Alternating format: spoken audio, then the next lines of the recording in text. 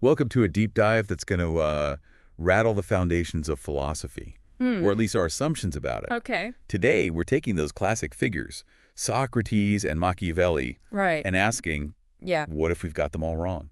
It's a fascinating premise, isn't it? Yeah. We're so used to slotting these figures into neat categories, Socrates, the wise philosopher, Roger. and Machiavelli, the ruthless pragmatist. Sure. But what if those categories are overly simplistic, even misleading? Right. I mean, Socrates, the guy who literally died for his beliefs, Yeah.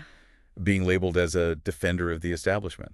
Yeah. And Machiavelli, notorious for the prince, somehow a champion for the people. It's a pretty wild concept. Yeah, it is. What sparked this whole reinterpretation? Well, it starts with looking beyond the surface level of their work and the traditional narratives that have surrounded them for centuries. What's interesting about the material we're diving into today is that it doesn't just make these bold claims, it backs them up with direct evidence from the source material itself. We're talking Plato's dialogues, Machiavelli's own writings, and even historical context. Okay, so let's start unpacking this. You know me, I love a good philosophical debate. But I have to admit, picturing Socrates as some kind of establishment figure feels a bit like saying the sky is green. Where do we even begin to reconcile that with the Socrates we think we know? It's all about perspective. We often think of Socrates as a martyr for truth and free thinking because he chose to drink hemlock rather than renounce his beliefs. But think about what he was actually teaching and who his audience primarily was. You mean his focus on self-knowledge and virtue? Isn't that a good thing? On the surface, absolutely. But these sources raise the question, did his emphasis on individual self-improvement, without directly challenging the systems of power in Athens, ultimately help maintain the status quo? Okay, I see where you're going with this. It's like telling people to work harder and be better, Yeah. without acknowledging that the playing field might be fundamentally uneven. Exactly. And the sources point to specific examples in Plato's dialogues to illustrate this. Take the Socratic method itself.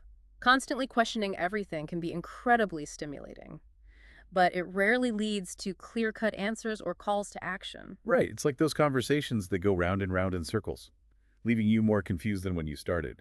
Intellectually engaging, maybe, but not exactly a blueprint for revolution. Precisely. And the sources argue that this kind of discourse, while intellectually stimulating for the Athenian elite who were Socrates' primary audience, might have actually served to reinforce their power. After all, if everyone is caught up in endless questioning, it's easier to avoid taking concrete action to address real-world injustices. It's a really interesting point, and it makes you wonder how much of what we consider classic philosophy is actually about challenging the status quo versus simply analyzing it. It's a question worth considering, and it becomes even more intriguing when you factor in who Socrates was primarily engaging with. His students, his conversation partners, they were largely members of the Athenian elite themselves. So even if unintentionally, his teachings might have helped legitimize the very system that ultimately condemned him.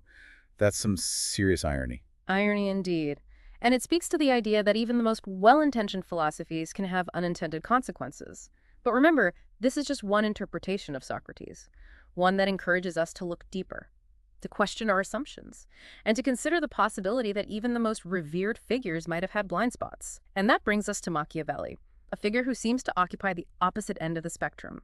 If Socrates is the accidental establishment figure, then how on earth do we reconcile Machiavelli, Mr. The ends justify the means, with being a champion for the people? Right. It feels almost like saying black is white. Isn't the prince basically required reading for any aspiring dictator? How can anyone argue that he was looking out for the little guy? It's all about understanding the context and the intended audience of Machiavelli's work. Yes, the prince outlines strategies for gaining and maintaining power, and some of those strategies are definitely ruthless. But what if Machiavelli's true aim wasn't to endorse those tactics, Okay. but rather to expose them? Okay, that's an interesting take. So you're saying he was writing a how-to guide for aspiring tyrants, not to encourage them, but to show the world how the game was played. Exactly. These sources argue that Machiavelli, by laying bare the often brutal mechanisms of power, was actually empowering the people. I see. He was giving them the knowledge they needed to recognize and resist manipulation by those in power. So it's like he's saying, look, this is how the powerful operate, even if it's not pretty. Don't be naive about it. Arm yourself with knowledge and use it to protect yourself. That's the idea. And it's not just about being defensive. The sources highlight Machiavelli's concept of virtù, a combination of skill, cunning, and yes, sometimes even ruthlessness, as something the people themselves could cultivate to level the playing field. So, not just understanding the rules of the game, but learning how to play it yourself. Yeah. Even if you don't like the rules, it's a bold strategy, to say the least. But it still seems like a bit of a stretch to call him a champion for the people based on the prince alone. And that's why it's crucial to look at the full scope of Machiavelli's work. While the Prince focuses on the acquisition and maintenance of power by individual rulers, his Discourses on Livy offers a very different perspective. Different how? Discourses delves into the idea of republics, systems where power is shared and citizens have a voice. Machiavelli actually praises the Roman Republic, emphasizing the importance of strong institutions, checks and balances, and civic virtue, concepts that directly counter the idea of tyrannical rule. So he wasn't advocating for power at all costs, but rather for a system where power was more accountable to the people it governed. That definitely complicates the image of him as this cynical proponent of tyranny. Exactly. It suggests that what he was truly opposed to wasn't rulership itself, but the abuse of power. He believed that by understanding the realities of power, the people could create systems that prevented its concentration in the hands of the few. It's fascinating how his work has been interpreted over the centuries, though. Why do you think the Machiavelli equals ruthless schemer narrative has been so persistent? That's where we get into the fascinating realm of historical interpretation and how the stories we tell about the past often serve very specific interests in the present. It really makes you think. It does. We've got these two figures, Socrates and Machiavelli, who are often presented as polar opposites. Right. But what if? In their own ways, Mm. they were both grappling with the same fundamental questions about power, truth, and how we create a just society. It's a really compelling way to frame it. And it speaks to the idea that history isn't just a collection of static figures and events. It's an ongoing conversation, a lens through which we make sense of our own world and our place in it. So where does that leave us?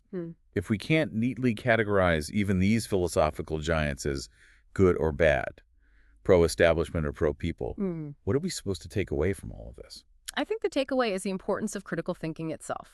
Don't accept easy answers or prepackaged narratives, even about figures like Socrates and Machiavelli, who've been studied and debated for centuries. Go back to the source material, ask tough questions, and be open to the possibility that the stories we tell ourselves about the past might be more about our present than we realize. This is like that quote often attributed to Mark Twain. History doesn't repeat itself, but it often rhymes. Yeah.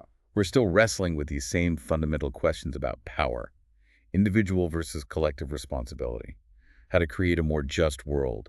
Exactly. And by understanding how these ideas have played out in the past, by seeing how even figures like Socrates and Machiavelli have been both celebrated and demonized for their views, we can become more active and informed participants in shaping our own present and future. So if there's one thing listeners should take away from this deep dive, it's this.